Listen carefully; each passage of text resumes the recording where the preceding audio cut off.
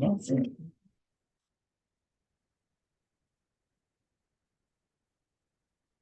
All right, Warden, we don't have to introduce everybody there, I'm told, because we've already introduced them once, so I apologize. That's okay. He just got in here. Sorry for the delay. That's okay, we're rolling through trying to get ahead before the storm. And so, anyway, okay, welcome, Mr. Kevin, and say your last name. Dubler? Dubler? Yes, sir. I'm gonna call you Kevin, is that okay? Yes, sir, Oh, that's fine. name's good. I wasn't gifted with that. But Kevin, it's good to see you this morning. My name is Steve Prater. I'm the acting chairman of the parole board today. To my right is Pete Freeman, and to my left is Carolyn Stapleton. And we'll be the ones deciding your case today. Okay, Yes. Kevin, Yes. the way this will go is I'll ask you to talk to us about what occurred, as far as why should we give you a parole? Why do you want out? What have you done to earn an early release? Then I'll ask the warden to tell us about how you have been while an inmate. Then we will move on. There's no one speaking on your behalf, but we have two folks that will then speak on your opposition. The first one is Catherine Hamill, and the victim, and then the Randall Meyer, who's the assistant DA. Then we'll ask a few questions and we'll vote. So let's get started this way. Why do you think that you are entitled to, and we should consider granting you a parole?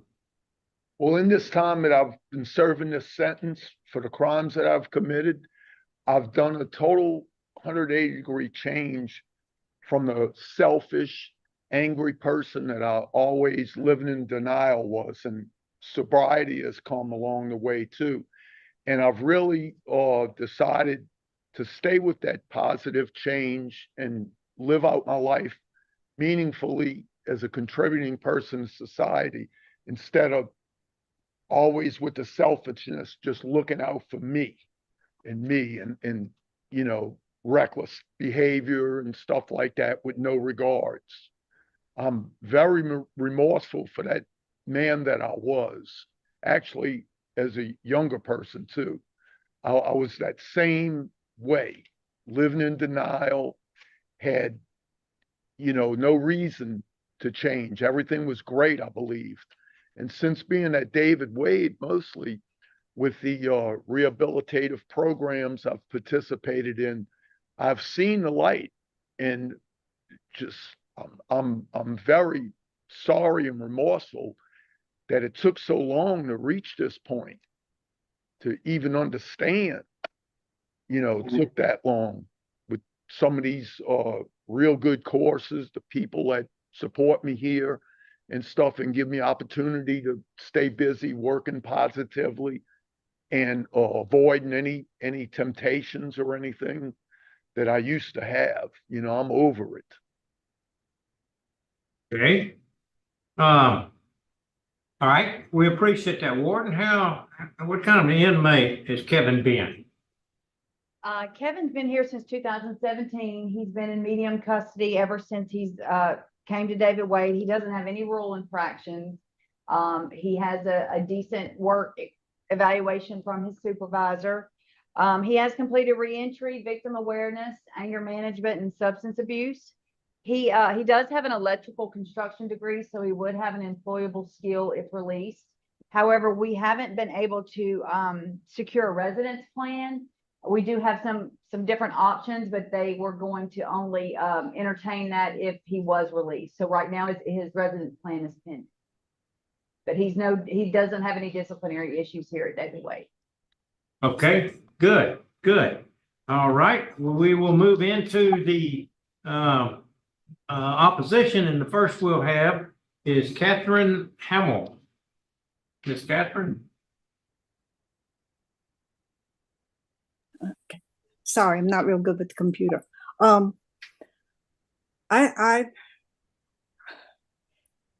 this is very emotional, very upsetting anytime something with him comes up. Kevin terrorized and stalked me and my family for 17 years before he was convicted. And he was only convicted due to the diligence of the sheriff's office putting cameras in my yard to observe the things that he did. He never, ever admitted any responsibility. He never showed any remorse. His parents always said, don't call the deputies, call us, we'll take care of it. So he always avoided having to be responsible for the crimes that he did. Now, when he went back to live with his mother, I saw several newspaper reports where he was beating her up, but yet she would not press charges. And then I guess finally it got to the point where she really truly believed he would finally kill her. So she went ahead and pressed charges. He lived next door to me. I was on a dead-end street. I was trapped. He would block the street. He would terrorize my children. They could not play outside in the front. My dog got his eye shot out. There was garbage thrown on my roof, across my yard. He never, ever, and he always claimed he was the victim. And his mother would say, oh, well, maybe something upset him. Well, that doesn't give you the right to go ahead and attack other people because you don't like what somebody says or what somebody does. And I guess maybe some of those people he couldn't attack. So I was the target. I don't believe he will ever change. There is a darkness there I don't think he could possibly ever overcome. I submitted my journal at the last parole hearing, and it shows the history of what we all went through. And we are deeply affected by this. I know, anytime I see someone on the street that even remotely resembles what he looked like the last time I saw him, my stomach churns. I am constantly vigilant, looking out for everything and everyone who's around me, because if he gets out, I really believe he does intend to kill me. He bragged to the police on many occasions he was going to kill me, and they'd never be able to prove it. He'd do it in such a manner it was not possible for them to prove he was responsible. Okay, well, I don't want to, overrun my time, and everything was in my journal, and I appreciate you giving me this time to make this opportunity to present a statement at this hearing, but I respectfully ask that you deny his request for parole. thank you for the time it's taken for you to be standing by and to come and talk and be part of this hearing. Thank you very much. Okay, Randall, it's your turn now, sir. Good afternoon. Randall Meyer, Assistant DA, Jefferson Parish. We are opposed as well to Mr. Douglas' request. The facts of this case are truly horrible. He beat his mother with a small baseball bat, caused severe bruising to her chin, eye, arms, hands, chest, legs. He strangled her, had bruising around her neck. And that wasn't the first time. Looking at the police report, and this comes from the police report, it says, for this incident, has the victim reported an incident before? Yes. Have you ever had to seek medical attention before? Yes. Any weapons in the house? Yes. Has a suspect, has he used or threatened to use weapons? Yes. Does he abuse alcohol? Yes. And he's had, I think, 4 arrests for DWI, and I don't see much in the way of programs dealing with his substance abuse. Is a suspect, is he violent outside the relationship? Yes. Has he threatened to kill you? Yes. And he told his mother that morning, I got this knife, it's a sharp knife, I'm gonna kill you. I'm gonna stab you with it. It's really a horrible situation. He's only served about half of his sentence.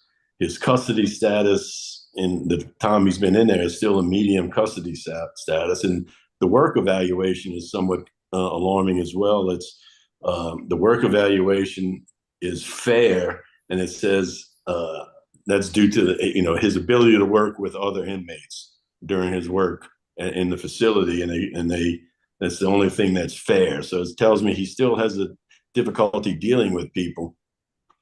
And as the victim, that one victim just stated, he had stalked her, and she feels very threatened by him. If you look at his criminal history, there's weapons, violence, crimes against persons, there's stalking, a number of intimidation of witness offenses. I think additional programming is particularly dealing with anger management would be appropriate for him. And at this time, we are opposed to his request. Okay, Mr. Mayor, appreciate your and your office's involvement in so many of these cases. Thank you. Okay, I'm the lead investigator or the lead interviewer on this particular case, Kevin. So let me ask you this question. Just a minute, we'll get you back up where I can see you in front of the. Okay, now I can see you. Kevin, I'm the main questioner. I just got one question, is why should we let you out after beating your mom with a baseball bat, giving your neighbors hell, and only serving half your sentence? Why should we let you out with all that? Because I feel I've proved my change in my past behavior here for 8 years, just about, and I'm in control now. I'm not that person that I was committing those crimes in my life. I'm totally sober. That played a little part, and I'm not going to return to the area that I came from and was used to that same old cycle. Anyone else that would be in my past, I wouldn't be near.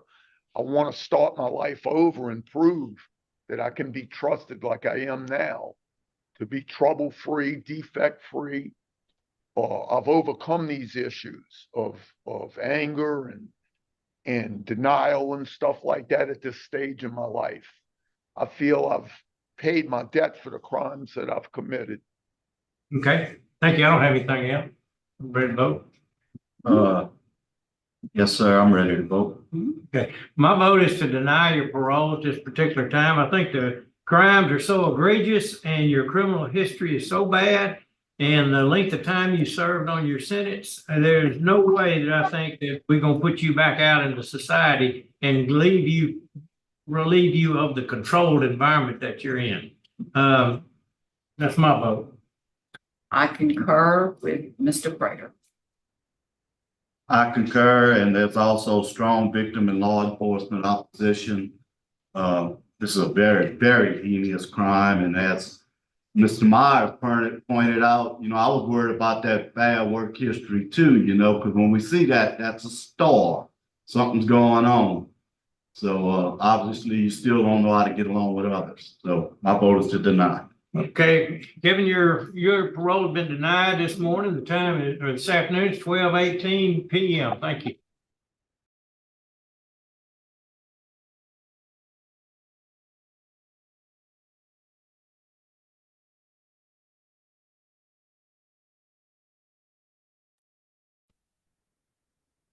Good morning.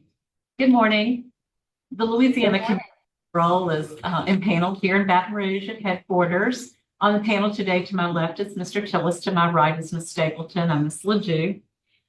We are at David Wade Correctional Center. Warden, would you introduce yourself? Yes, ma'am. Good morning. Michelle Dozot, Warden. Brenda Ackland, Deputy Warden. Hannah Ralston, classification. Great, thank you. Okay. Thank you. Sorry to cut you off. When I can't see you, I don't know who else is going to be speaking. So, would the offender please introduce yourself with your name and your DOC number? Kevin Dubler, 282626. Okay, Mr. Dubler, you're before this panel today for parole consideration. I'm going to read some information into the record. You are a third-class offender, currently serving a 20-year sentence for habitual cruelty to the infirm. This is a rehearing for you. You had a parole eligibility date, May 2019. You have a good time date, May 25th, 2033, and a full term date of May 30th or 20th, 2034. We're going to ask you a standard question, if you will. We want to hear why you are currently incarcerated and why do you think that we should consider an early release today? I really feel that I've changed for the positive, and I've gotten over my problems from the tools of the structure here, the classes I've taken, and just a constant remorse and feelings of the life I led before coming to David Wade. And I feel I've made a total turnaround in my behavior and thought patterns and everything from the incarceration here and the classes and such that I've taken and learned about my problems. I feel that I'm ready to go out there and start my life over as a totally different person. Glad to hear that, but you did not address the first question, and that is why. I'm sorry. Incarcerated. I'm sorry. Mhm. Why? Because of the crimes I have committed in the past and the total behavior patterns I had, abuses, and just disregard for any consequences in life. Just the way I led my life, totally I'll different ask than. Again, why are you here? What are your crimes? I was convicted of cruelty to the infirm, which was a domestic battery charge on my elderly mother. And then I was multi-billed for my past convictions, crimes. I had aggravated criminal damage charge and an illegal firearm charge Okay. Okay. that I had served my time for. Yeah. Mm-hmm. Thank you. I just wanted to make sure. Yes, ma'am. You came before the panel in 2018 and 2024. Yes, ma'am. Okay. I'm going to ask Ms. Stapleton if she will ask you some questions. Okay, did you want Mr. Myers to speak first? No, I want to go ahead and just Oh, do it. okay. All right, so I hear what you said about what you were there for, and at first you were extremely vague about that. What specifically? Your mother's age was, if I'm correct, 84 at the time, and your age was 55 at the time? Yes, ma'am. Just bad relationship as far as the stress of I was the caretaker, and she was going through dementia and Alzheimer's and just bad communication and arguments on a daily, mostly my fault, being selfish and not understanding or able to deal with the mood swings we both would have. I was unmedicated at the time for my bipolar disorder, which probably contributed a lot to my sporadic anger and issues, Okay, knowing all of that, you did not maybe seek to put your mother in a nursing home or something like that? No, I felt that I could do a better job. And my two other siblings, they were afraid after my father had passed. They were really against that too. They were asking that whatever it takes to please just take care of her from going to that end, And my sister would come by and help. And that was our goal. I didn't realize that I was totally out of control or I was in denial or whatever at the time.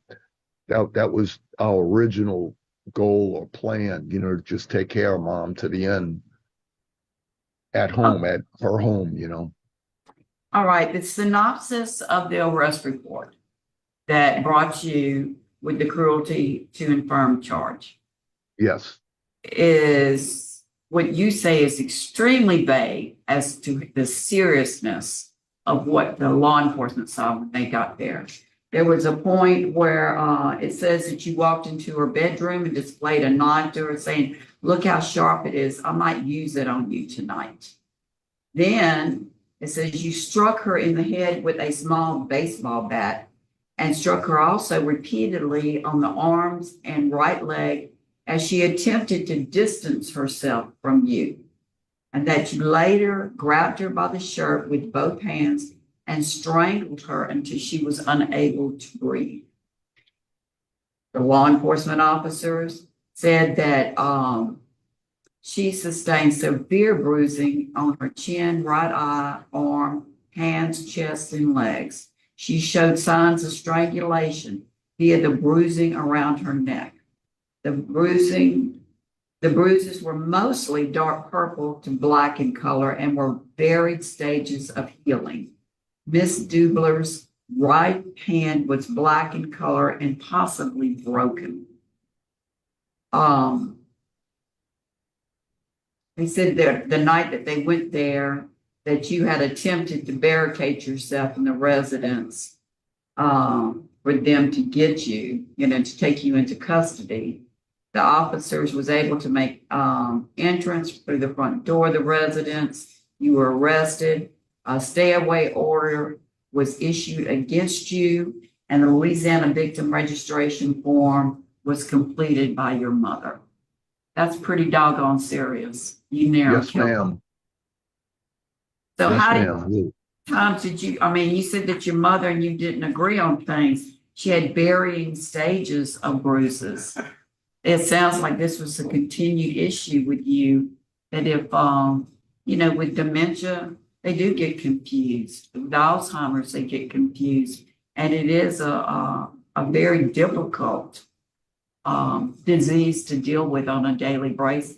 So it sounds almost, you must have hit her a lot whenever it didn't suit your purpose. Yes, ma'am. So this was an ongoing beating.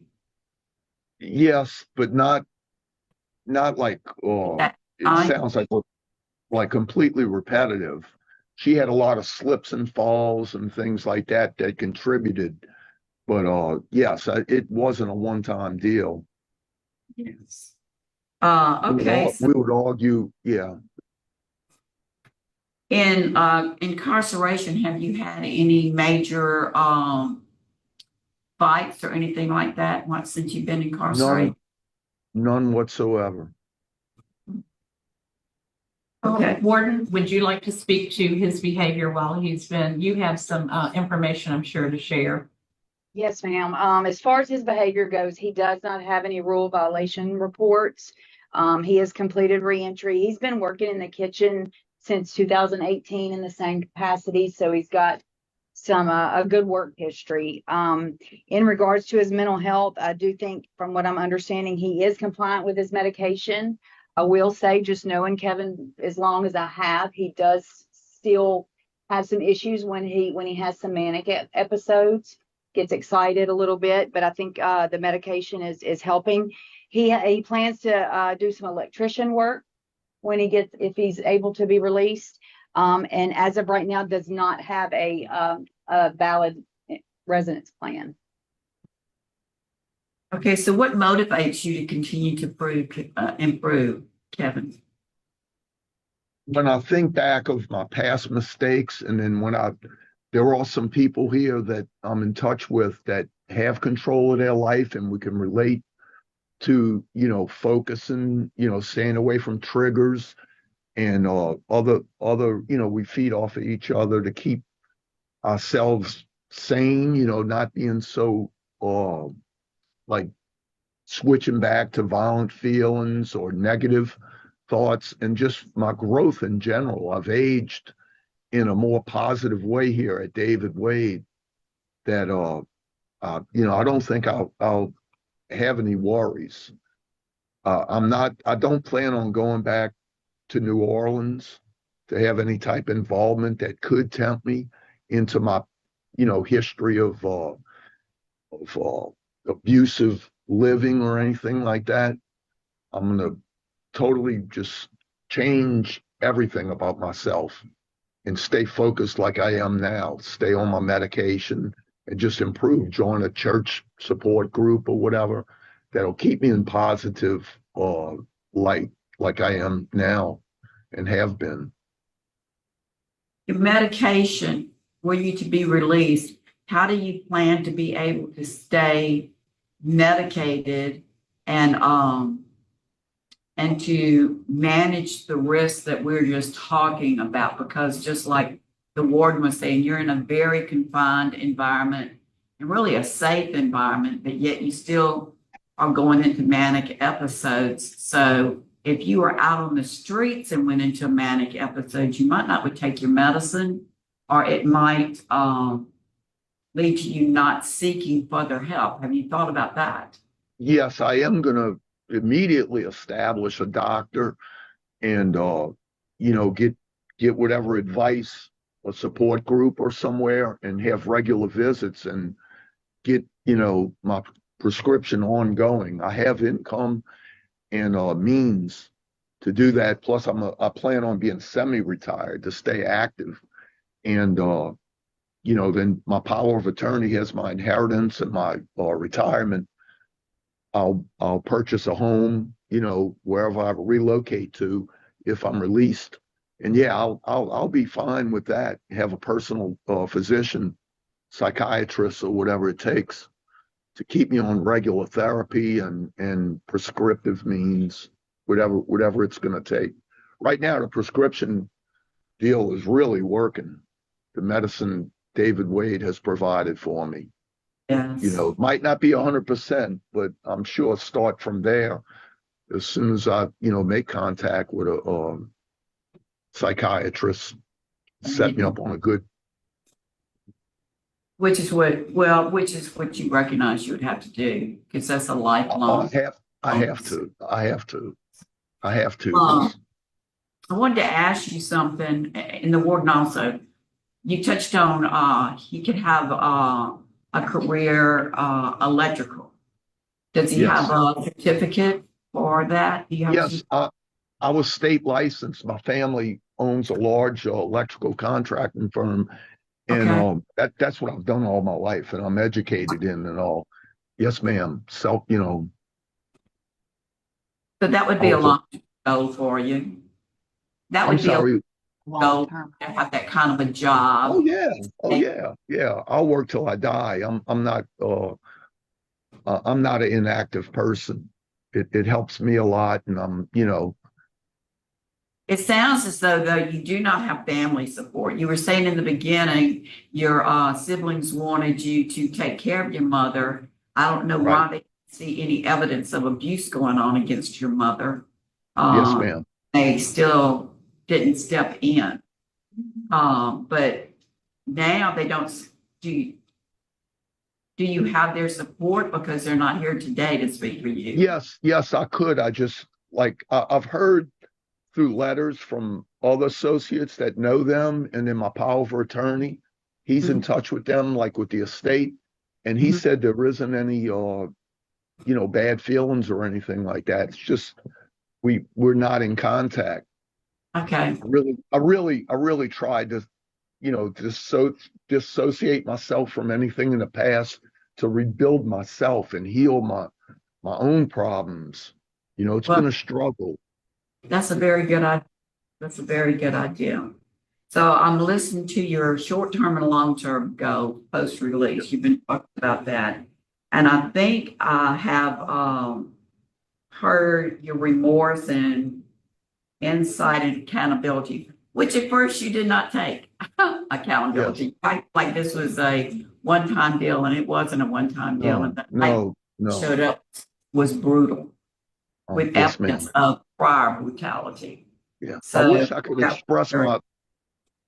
I could express myself deeper to you. All this, it's hard to grasp and get over it real fast. But I wish you could get inside my head, and then you'd really understand the deep feeling and sorrow that I truly have. Not a moment goes by every day that I'm like just cringing and dissatisfied with myself. And that's one drive that I'll never go back. I can't believe that person was me. I understand. I do understand. If you would know me or see me, like Miss Dozat says, I just do good all day, and I'm helping in any kind of way. You wouldn't even see that in me. You would think that's not you. That's the way you Yeah, feel like you're trying to make amends for what your past was. I guess it is. It's just the good is finally coming to the top of something that I had and I really didn't express before. All right. Well, thank you for your interview. I'm going to pass it to my Thank colleague. you. Mr. Tillis. Mr. Kevin, how are you? Fine, sir. Good morning. How long have you been incarcerated? 11 years and some months. I heard you say earlier in your interview that about some of your programs. Tell me about some of the programs you've taken and which ones influence you the most. My first was the AANA 12-step program, and that kind of started clicking in my head some of the films and other testimonies that I really had a problem. From New Orleans, it was just in my generation, it was just an accepted thing. It was okay to be functioning daily using substances and stuff. So that started really seating on me. And then when I finally got a chance to get in these classes like parenting, victims awareness was a big positive thing because it made me check myself of all the destruction that I've done without even taking accountability or being in denial. And it was always the other person's fault. That I didn't really do anything other than what they deserved. So that program was very influential in me. And then the reentry program was great. The main one that I remember is the rage and the anger management was so great here. And I was able to take both of them back to back instead of a waiting period. So it really had some knowledge that I gained that never even thought was out there.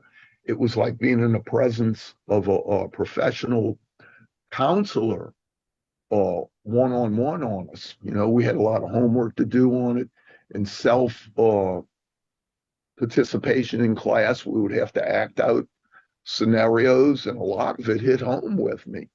And I was like, yeah, I did that, and there was so many different people with some real crazy off the wall stuff, but I was there, and it woke me up to really dig deeper and, disrespect myself more and more that, my past that I was, you know what I mean? I was living like that wasn't me, but it woke me back up, and then learned a whole lot about triggers and all in the drug classes and other addictive ones that I took. I didn't know what that was. And now that was really a lot to deal with.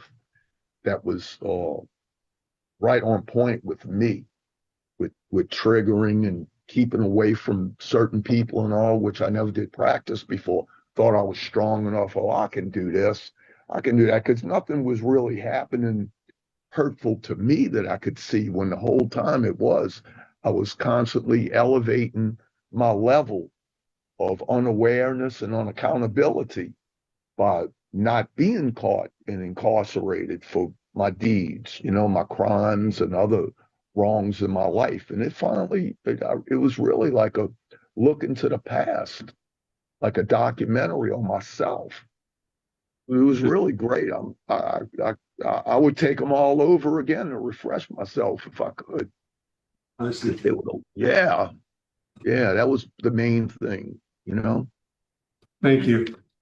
You're We welcome. have Mr. Randall Myers, the ADA for Jefferson Parish, who joined us via Zoom. Mr. Myers, would you like to? Good morning, Randall Myers, Assistant DA, Jefferson Parish. We remain opposed at this time to Mr. Dubler's request. There's a couple things, number one, when he was asked about the crime, seems like he continued to sidestep it until Ms. Ledoux, had to really pull it out of him. But one thing he said during that, after he started talking about the crime, concerns me a lot. You look at that with what he said about the programs that really helped him. And he said anger management and cage your rage and victim awareness were all programs that really did a lot for him and taught him a lot. But when you go back to what he said in describing the crimes, it was mostly my fault. No, it was all his fault. His mother had nothing to do with getting beat like she was beaten by Mr. Dubler. And anyone who could do that to their mother is, I think needs to be incarcerated for a long period of time. He was sentenced to 20 years in 2017. According to Mr. Dubler, he's only served 11 of those years, so just over half of the term. And as the warden said, he still has manic episodes while in jail, even though he's on some medication. That's very concerning to me, that if he were to get out and have some manic episodes, that he could then go back and commit some violent crimes against some individuals. And when you look at his criminal record, it's very telling. He's had long histories of abuse, both with substance abuse. I think he was 4 DWIs on his record. He's had weapon charges, intimidating witnesses, aggravated batteries, cruelty. Well, this one is the cruelty to the infirm, aggravated assault. So for those reasons, and no residence plan, those reasons we're opposed to his request for parole. Okay, thank you very much. Mr. Dew, may I add something, if please? Absolutely, Gordon, absolutely. So I'm glad to hear that he's taken some accountability in here. We did have a conversation prior to the hearing in regards to his history of treatment and the reason he's in here. And there was a little bit of a different tone in that conversation in regards to the severity of the incidents. And so I do notice that he doesn't have Thinking for a Change as one of his program completions. I think that program helps a lot with, just your cognitive behavioral and your problem solving and different things. I do think that would be beneficial for him if that's something that would be considered. We could, get him in that program. Absolutely. I think that's one of my favorite rehabilitative programs as well. I believe we've covered everything necessary to make a decision. Ms. Stapleton, if you'll vote first. Yes, sir, Mr. Dubler. I listened to everything you say, obviously, and we had a very telling question and answer period here, interview period. You have a very violent history, and I agree with the DA that the things that you did with your mother was very cruel.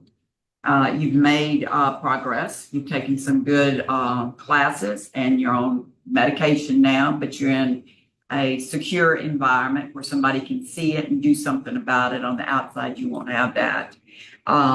You have only served 11 years of the 20 years. 20 years for what happened to your mother, and you're a habitual offender. You have an extensive criminal history that includes some acts of violence. I think the 20-year sentence really is a fair sentence. So 11 years of that is not enough. So for today, I'm going to vote to deny your parole based upon your extensive criminal history, the violence of the crime to the elderly. I'm going to suggest that you do take Thinking for a Change. I did complete it. Well, it's not on here. No, it's not on here. And you might benefit from being able to go back. Mr. Tiller. My vote also is to deny due to not enough time served and law enforcement opposition. And I think you're doing well, and you're really eager seem to do better and better yourself. I hope you continue Yes, sir. Thank you. Thank you. My vote is also to deny parole. I think to do anything else would deprecate the severity of the crime, and the victim would be not remembered correctly. So today, based on a unanimous vote, your parole has been denied. Thank you. You're welcome. When did you take that class? I finished